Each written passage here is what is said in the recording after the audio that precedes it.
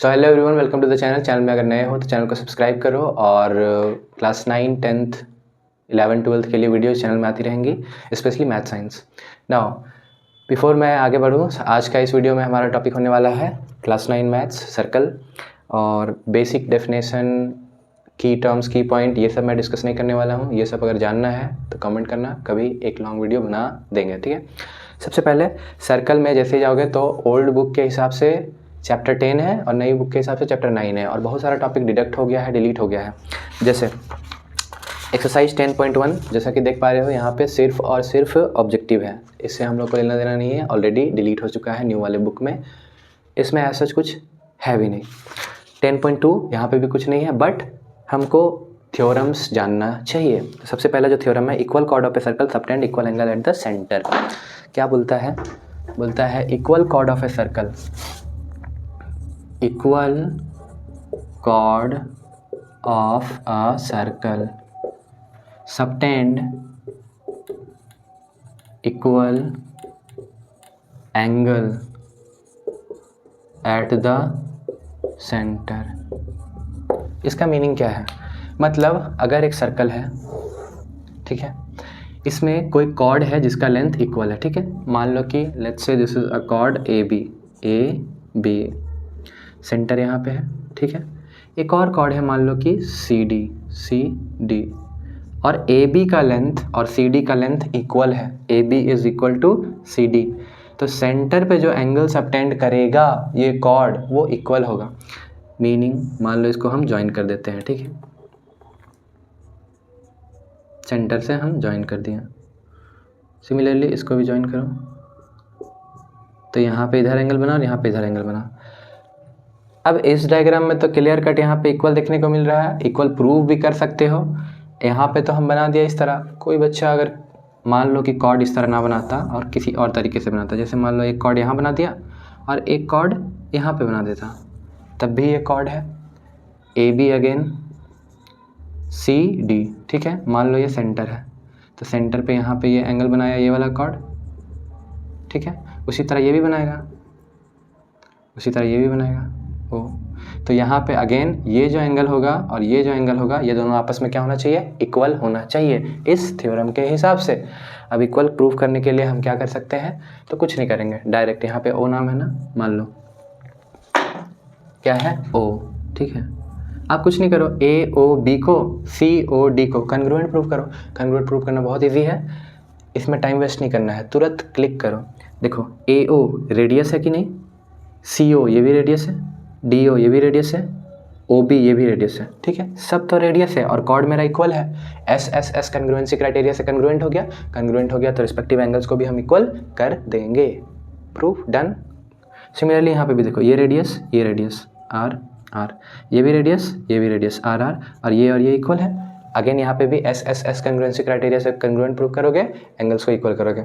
यही तुम्हारा पहला थ्योरम है, जो कि नए वाले बुक में डिलीट कर चुका है, लेकिन आपको जानना चाहिए इसलिए मैंने बता दिया, ठीक है।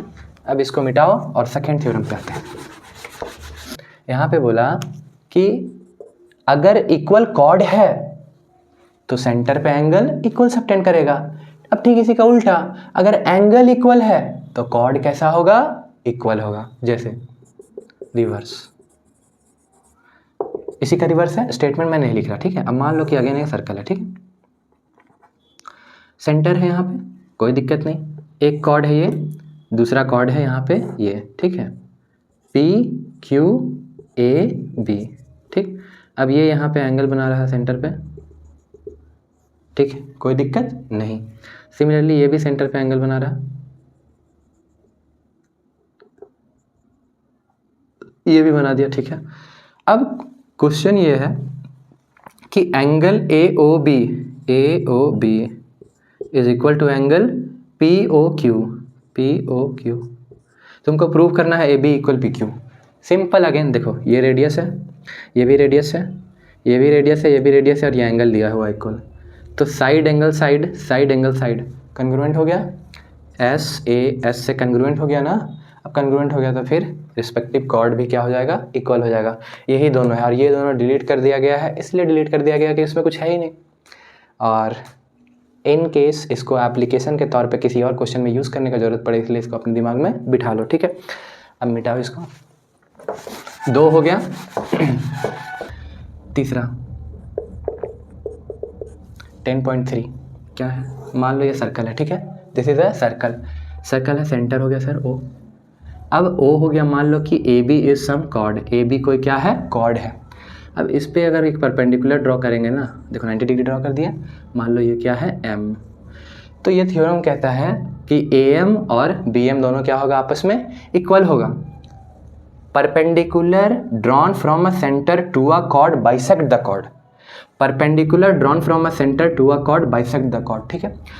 तुम्हारे मन में आना चाहिए कि सर इसको कैसे प्रूव करें, तुरंत फिर कन्ग्रुएंट करो ना, इसको ज्वाइन करो, देखो कोई दिक्कत। अभी हमको प्रूव करना है कि ये दोनों आपस में इक्वल है, AM और BM, ठीक है, करेंगे। ये R है, ये भी R है, कोई दिक्कत नहीं। ये कॉमन OM है, कोई दिक्कत नहीं। ये 90 डिग्री है ना, RHS कंग्रुएंसी लग गया यहाँ पे, RHS देखो 90 डिग्री, यहाँ पे 90 डिग्री। H हाइपोटेनस, ये हाइपोटेनस दोनों में सेम है, और ये कॉमन साइड हो गया एक ठो, तो ये भी हो गया, RHS कंग्रुएंसी क्राइटेरिया से कंग्रुएंट हो गया। उसके बाद हम क्या कहेंगे, CPCT से ये इक्वल ये। तो समझ में आ गया कि अगर सेंटर से कोई परपेंडिकुलर ड्रॉ कर रहा है कॉर्ड पे, बाइसेक्ट करेगा उसको। अब ठीक इसी का उल्टा है कि अगर कोई कॉर्ड पे सेंटर से लाइन ड्रॉ करी हुई है और वो कॉर्ड को बाइसेक्ट कर रहा है, इसका मतलब यहाँ पे कितना डिग्री होगा, 90 डिग्री होगा, मीनिंग वो परपेंडिकुलर ही होगा। बात समझो, अगर परपेंडिकुलर कोई ड्रॉ हुआ है कॉर्ड पे सेंटर से लाइन, तो वो बाइसेक्ट करेगा कॉर्ड को। और फिर ठीक इसी का उल्टा, अगर वो कॉर्ड पे कोई लाइन ड्रॉ हुई है सेंटर से और वो उसको बाइसेक्ट कर रही है, मतलब वो परपेंडिकुलर होगा। गुड, आगे बढ़ो। देखो, एक कंसेप्ट है मैथमेटिक्स में कि अगर कोई सर्कल है, एक कंसेप्ट है मैथमेटिक्स में कि अगर एक लाइन है, ठीक है, एक लाइन है, किसी पॉइंट से उसका अगर डिस्टेंस मेज़र करना है, उस लाइन पे, किसी पॉइंट से उस लाइन पे अगर डिस्टेंस मेज़र करना है, तो अपने को एक परपेंडिकुलर ड्रॉ किया जाता है उस पॉइंट से। मतलब इस पॉइंट O का इस लाइन से अगर डिस्टेंस मेज़र करना है तो एक परपेंडिकुलर ड्रॉ करना होगा।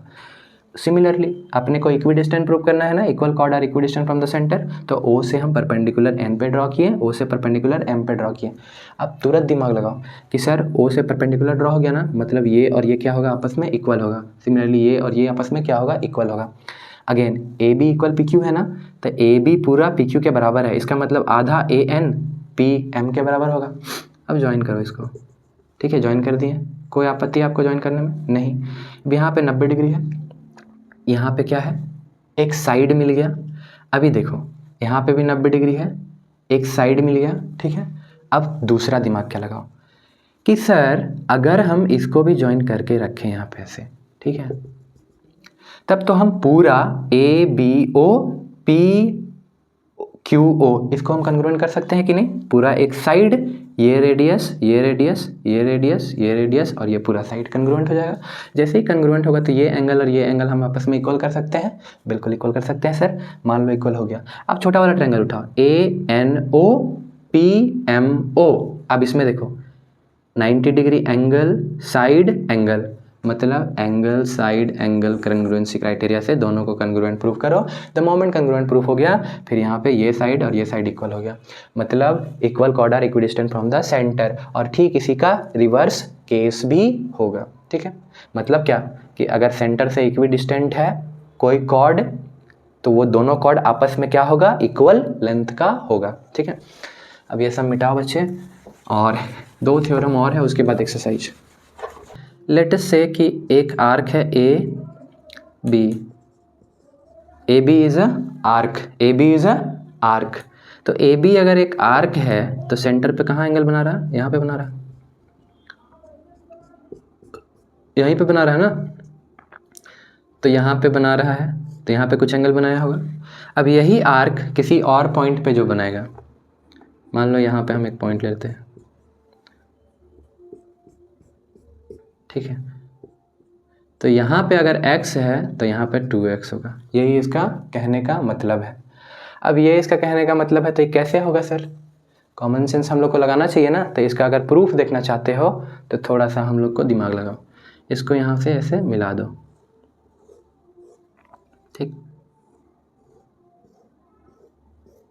मिला दिए।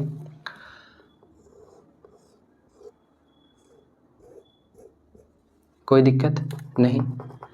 अब इमेजिन करो एक यहाँ से हम एक कंस्ट्रक्शन करके एक आगे फॉरवर्ड किए हैं, ठीक है। ए बी, मान लो ये पी, मान लो ये ओ, मान लो ये क्यू, ठीक है। कोई दिक्कत। अगर मैं तुम लोगों को बोलूं कि बच्चे इस ट्रायंगल में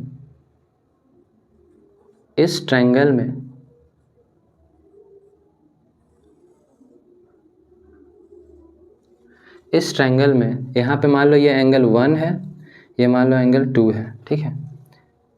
ये मान लो एंगल 2 है, ठीक। अगर मैं बोलूँ ये रेडियस है तो ये भी तो रेडियस है बच्चा, तो ये 1 है तो ये भी कितना होगा, 1 होगा। ये 2 है तो ये भी कितना होगा, 2 होगा कि नहीं होगा, क्योंकि सर ये भी रेडियस है। तो आइसोसेलेस ट्रायंगल बना दिया। अब अगर मैं तुम लोगों से पूछूं कि सर एक्सटीरियर एंगल प्रॉपर्टी के हिसाब से ये जो एंगल होगा ये कितना होगा, इस ट्रायंगल को अगर देखोगे तो ये जो एंगल होगा सर ये 1 और ये 1 दोनों को जोड़ के होगा, मतलब ये ट्वाइस ऑफ एंगल 1 होगा। कोई दिक्कत नहीं। उसी तरह अगर इसको मैं पूछूं ये, तो सर ये जो होगा ये इसको और इसको जोड़ के होगा, मतलब ट्वाइस ऑफ एंगल 2 होगा। कोई दिक्कत। अब अगर मैं पूछूं कि सेंटर में टोटल एंगल कितना बन रहा है, तो सर सेंटर में total angle 2 of angle 1 plus twice of angle 2 बराबर twice of angle 1 plus angle 2 बराबर, देखो तो बच्चे ट्वाइस ऑफ 1 प्लस 2, 1 प्लस 2 यही ना है P, मतलब ट्वाइस एंगल P नहीं बन रहा है, मतलब सेंटर पे जो एंगल बन रही है वो इसका दुगुना है। यही तो थ्योरम है। तो इसको रट लोगे और प्रूफ करना होगा तो सिस्टमेटिक वे में करोगे, यहाँ बस समझाने के लिए बेयरली तुमको बताए हैं, ठीक है। अब ठीक इसी का एक और एक्सटेंडेड जो थ्योरम है वो angles on the same segment are equal, ठीक है। जैसे अभी एग्जाम्पल के लिए हम यहीं पे एक सर्कल बनाते हैं, ठीक है, एक छोटा सा। मान लो कि एक सेगमेंट हम बनाएं ए बी या कॉर्ड बनाएं, ठीक है। अगेन यहाँ आर्क दिख रहा है ना बच्चे, ये ए बी कॉर्ड है लेकिन ये आर्क दिख रहा है ना अपने को। तो सर सेंटर पे एंगल अगर बनाती तो जितना बनाता उसका ठीक आधा इधर बनाएगा, या इधर बनाएगा, या इधर बनाएगा, इधर बनाएगा, इधर बनाएगा, कहीं बनाएगा। तो मान लो कि एक ठो यहाँ पे बनाया, ठीक। तो मान लो यहाँ पे एक्स एंगल बनाया, ठीक, और सेंटर पे कितना है बच्चे 2x। कोई दिक्कत नहीं। तो सर अगर ये इस पॉइंट पे P पे बनाया, हम बोलते हैं कि सर Q पे भी बनाना है, तो Q पे भी कितना बनाएगा, Q पे भी तो 2x का आधा x बनाएगा, x बनाएगा ना। अब इसको धीरे से हटा दो तो देखो तो यहाँ भी x, यहाँ भी x, मतलब angles on the same segment are equal, angles due to the same segment are equal, ठीक है। ये इतना ही तुमको थ्योरम पढ़ना है। अब डायरेक्ट एक्सरसाइज पे आओगे और एक्सरसाइज पे तुमको बच्चा 5-6 क्वेश्चन दिया हुआ है, ठीक है। देखो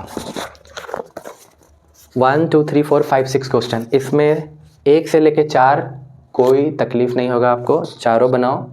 एंड 5वां नंबर थोड़ा सा डिफिकल्ट है। 5वां नंबर अगर ये वीडियो ठीक ठाक चला तो फिर मैं पूरा बना दूंगा, पूरा सॉल्व कर दूंगा, और नहीं तो फिर मैं सिर्फ 5 नंबर बताऊंगा।